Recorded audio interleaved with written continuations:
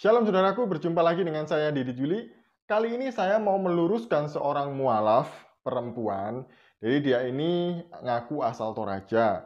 Dia dulu Kristen, kemudian menikah dengan suaminya, masuk Hindu, dan kemudian dia masuk Islam dan bercerai dengan suaminya. Nah, dia ini bohongnya nggak pinter dan ketahuan kalau dia memang bohong banget.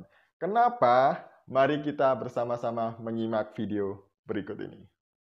Komunitas saya muslim. Nah, Iya, dari situ saya belajar kita sedikit ada perdebatan, sedikit ada ini kan tentang agama kan, agama saya yang sebelumnya yang Iya, betul. didebatkan bukan yang Iya. yang ini kan. Karena mereka tahu saya beragama Kristen sebelumnya kan, Ustaz. Iya, Mereka betul. belum tahu saya belum tahu. Jadi kita berdebat soal dua agama itu membandingkan gitu kan, Ustaz. Iya. Nah, akhirnya ada satu titik di mana saya mendapatkan yang langsung hati saya kok merasa kok begitu seperti itu, Ustaz. Tentang Nabi Muhammad ini.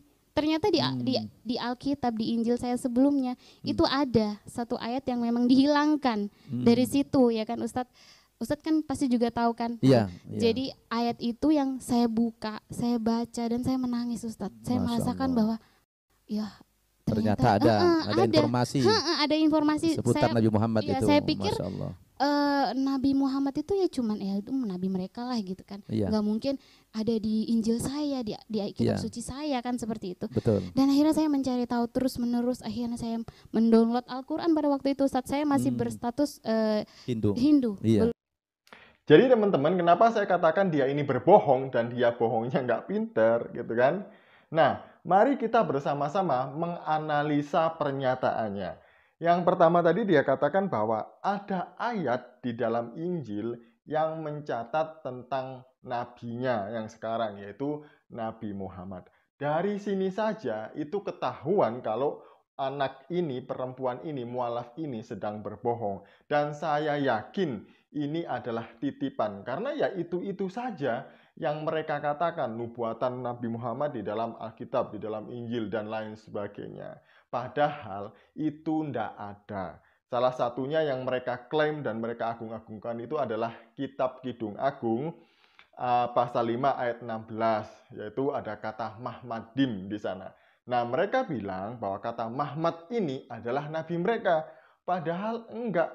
Arti Mahmad ini adalah lovely atau menyenangkan. Dan konteks di dalam Kidung Agung 5 ayat 16 ini adalah mempelai perempuan sedang memuji mempelai laki-laki. Mempelai laki-laki yang dimaksud adalah Salomo. Jadi ayat ini berbicara tentang Salomo, yang lovely, menyenangkan itu tadi adalah Salomo, bukan nabi mereka. Nah, yang kedua, mari kita analisa lagi pernyataan mualaf ini. Ada ayat, tadi itu dikatakan ya, bahwa yang menubuatkan Nabi Muhammad yang sengaja dihapus. Nah, ini lagi ya, pasti ini juga titipan dari guru-gurunya. Kalau ada ayat yang sengaja dihapus, apakah Mbak mau menuduh orang Kristen atau Alkitab, atau menuduh Tuhan bahwa dia tidak sanggup menjaga firman-Nya, begitu? Atau menuduh bahwa Alkitab orang Kristen ini memang sengaja dipalsukan untuk maksud dan tujuannya orang Kristen sendiri?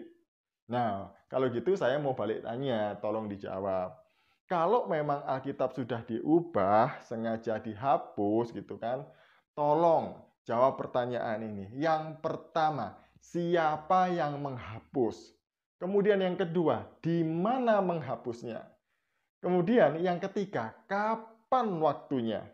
Yang keempat, ayat yang mana yang dihapus. Jadi jangan hanya menuduh-nuduh, bilang-bilang dihapus, dipalsukan gitu.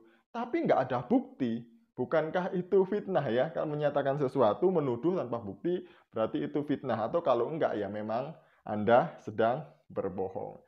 Nah, yang memang nampak lagi dia sedang berbohong dan bohongnya itu nggak pintar teman-teman, dia bilang bahwa ayat yang menubuatkan Nabi Muhammad tadi itu sudah dihapus.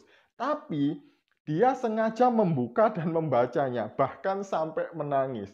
Nah, ayat kan sudah dihapus katanya tadi. Kenapa dia bisa membacanya, dia menemukannya, bahkan sampai menangis gitu.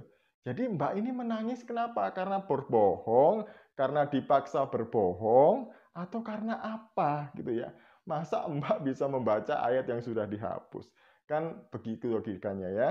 Jadi teman-teman semuanya, memang akhir-akhir ini banyak sekali fenomena mualaf-mualaf yang tipu-tipu alias berbohong. Nah, saya bersyukur sih sebenarnya semakin banyak mereka berbohong, maka ada kesempatan yang besar bagi kita untuk memberitakan kebenaran dan kita bisa meluruskan semuanya itu.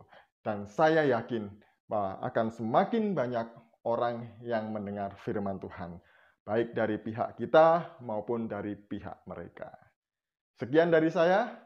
Shalom, salam waras, Tuhan Yesus memberkati kita semuanya.